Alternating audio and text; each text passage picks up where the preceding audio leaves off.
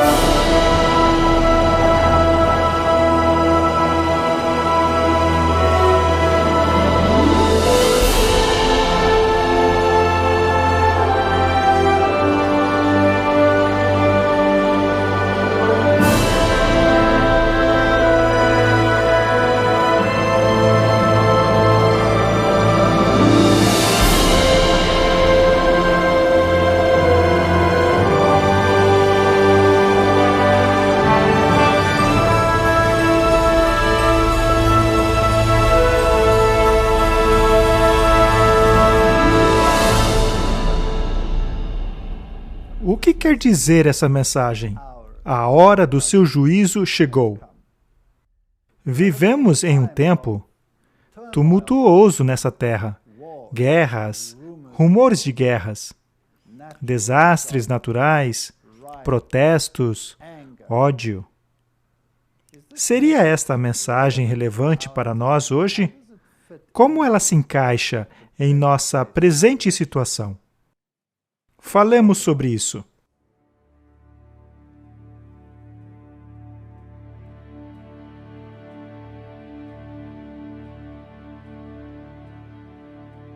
Para onde irei, Senhor?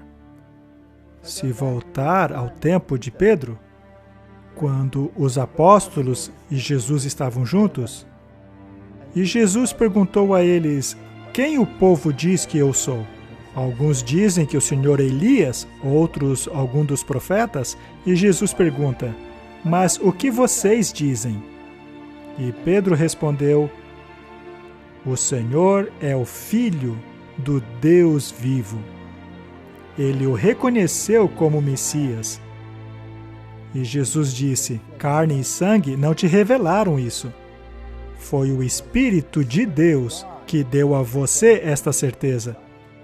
Se percebermos que isto é verdade, então devemos aceitar mais adiante quando muitos seguidores deixaram Jesus por ele ter dito que precisavam comer a carne e beber o sangue do Filho de Deus. Em outras palavras, incorporar o seu caráter, internalizar o seu ser, abrir a porta para que ele possa entrar e viver a vida dele em você.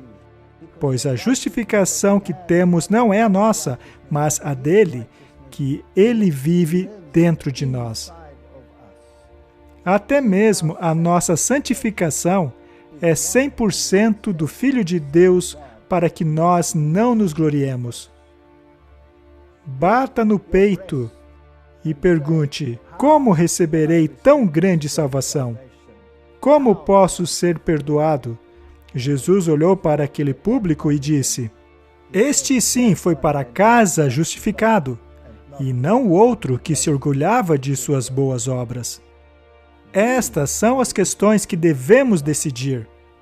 Portanto, quando a Bíblia diz: sai dela, povo meu, com quem deveria eu me associar? Não seria com a mulher ou a igreja que guarda os mandamentos de Deus? e que guarda o testemunho de Jesus? Não é esta a mulher que possui a missão de pregar as 3 mensagens angélicas a toda a nação, tribo e povo de todo o planeta? Precisamos nos perguntar se existe uma organização, uma igreja, que ainda reconhece a autoridade dos mandamentos de Deus, incluindo o do sábado. Devemos nos perguntar se alguma igreja ou uma missão mundial, nos perguntar se há alguma igreja que alega possuir o testemunho de Jesus, que é o espírito de profecia. Existe uma igreja que pregue as 3 mensagens angélicas de maneira integral? Estes são o critério. Você pode procurar em todo o mundo e encontrará apenas uma.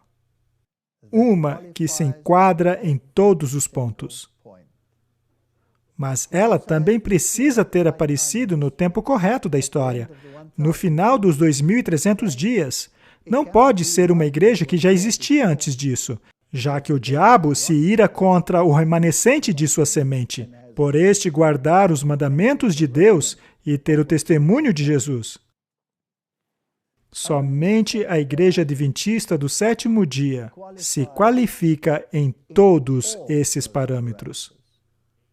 Eles reconhecem a autoridade dos mandamentos, eles guardam o sábado do 7º dia, são um movimento mundial e pregam as 3 mensagens angélicas, integralmente.